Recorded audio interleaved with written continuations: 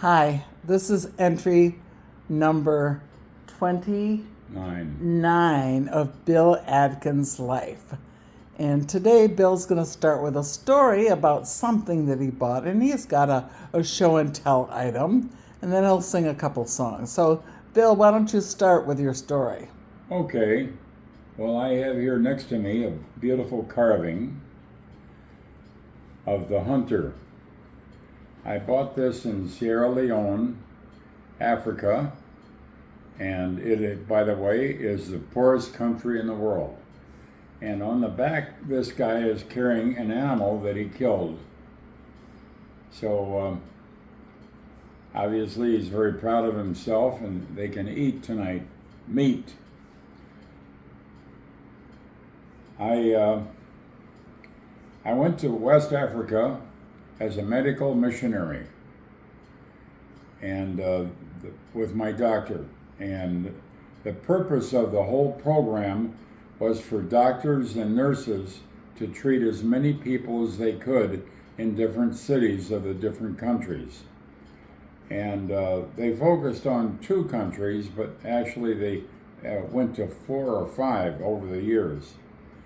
And my doctor asked me if I'd like to go, and I said absolutely. And Rita said, go for it, Bill.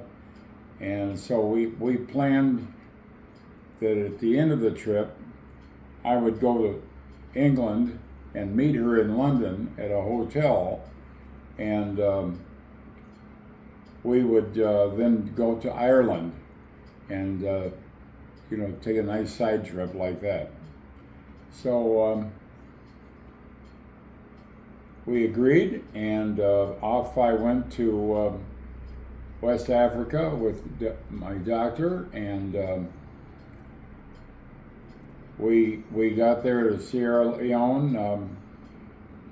I'm trying to think of the name of the city, and I can't, I'm sorry. But we stayed at a nice hotel. Everything was, all precautions were taken. We had security with us and so on, and we divided into 3 groups. And the first 2 were, one was out in the country and the other one was in town, and we were in a small town outside of the capital city, and we were in a church building. And the church building happened to be about 50 feet square with windows and 2 doors, and that was it. And nothing like a church organ or a pulpit or anything. And how they handled their church services, I don't know. And after all, it's their business. So we started taking in people. I think the first day we took 800 people in through there. We had about 15 doctors and 20 nurses to take care of the crowd. They assigned me as a pharmacist, and I learned all about medicines that they wanted to use, and I wrote them in English so I could grab whatever it was. I knew how many pills to give people, stuff like that.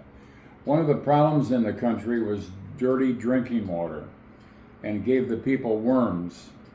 And so I had medicine to give them so that they could get rid of the worms. But unfortunately, after we left, they probably got the worms again. But it was the effort made that I thought was nice. So after the first day, we went back to the hotel, were served a nice supper, and we talked about the day and what we're going to do the next day. And we talked to other doctors and nurses that went to their respective places, and there were never any problems, never. And so we went the next day, and we did the same thing. And it was the first time in my life that I had ever seen a person with, oh shoot, now I can't think of it, on the feet and hands. I hope I think of it in a little bit. but they had almost about a third of their fingers left. Um, it's a growth of back in Jesus' time, and Leprosy. and they were excommunicated from the cities and towns. They wouldn't talk to them, wouldn't let them be a part of anything. And but here there was this one lady that had leprosy, and the doctors couldn't understand why she hadn't been treated, and it was because she didn't try to be treated. She was told by friends that there's no treatment, and that was not true. So my doctor, fortunately, had some medicine that he could give her, and it would help a lot. And then he told her exactly where she could go in the city to another doctor, and he would take care of her. And so that night when we went in the city, we talked to that doctor, and he said absolutely he would take care of the lady. And it was kind of sad that she had not done anything for the leprosy. But that was the biggest shock I had for people.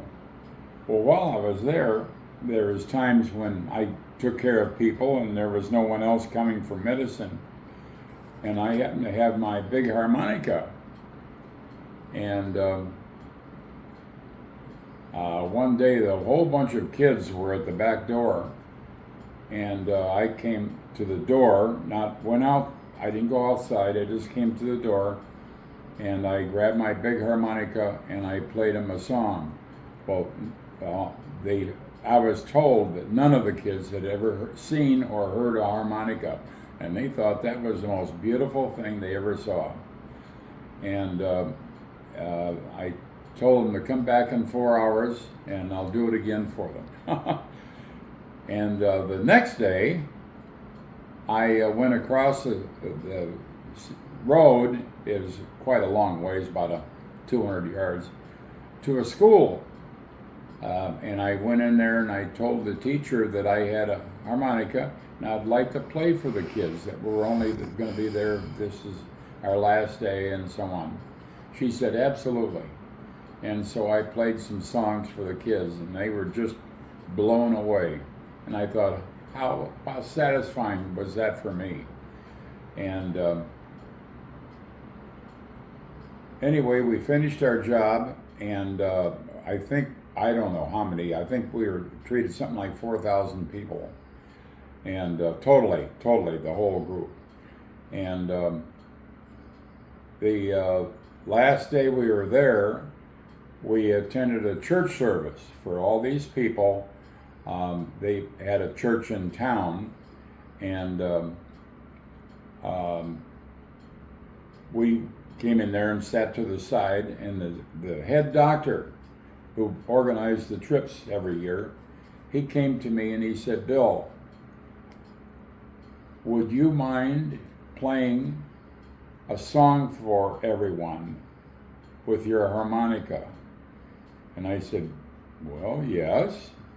What would you like? And he said, Amazing Grace. Well, I almost brought tears to my eyes. I mean, I just love that song. And so I had to kind of practice softly on it to make sure I could start with the right notes. And when the minister got to a particular part in the service, he nodded to me. So I got up and I walked over to the pulpit next to him, and he said, now play it through, and then when next time you play it, all the people will sing it, but play it twice, because some of the people know another verse. I said, fine. And so I did. And luckily for me, I never made a mistake. It just went over great. And we went back to the hotel and packed up for the next day and left. And I went, the doctor and his daughter and a friend of hers all went to London together on this big airplane. Boy, talk about desolate. And we got into London, and he said, Bill, I'm going to go to Germany with the girls. I want to show them places where I've been in my life. So we bid goodbye, and I went to the hotel where Rita was supposed to be waiting for me. I got there and I checked in, and they said, no, your wife's not here. Here's your key. And I said, okay. So I went upstairs and I took a shower and laid down and boom, went to sleep. And finally Rita came, and we talked about exactly what we wanted to do, and I said, fine. And we went to the train station and bought our ticket to the coast to then get on a ship and go across to Ireland. And it was an overnight thing. What? Wrap it up, please. Oh, God. Anyway, we had such a wonderful time in Ireland. We saw a lot of sights that people see. We kissed the Blarney Stone and so on. So that was the results of our trip there. And we came back to London and got on the airplane and flew back home.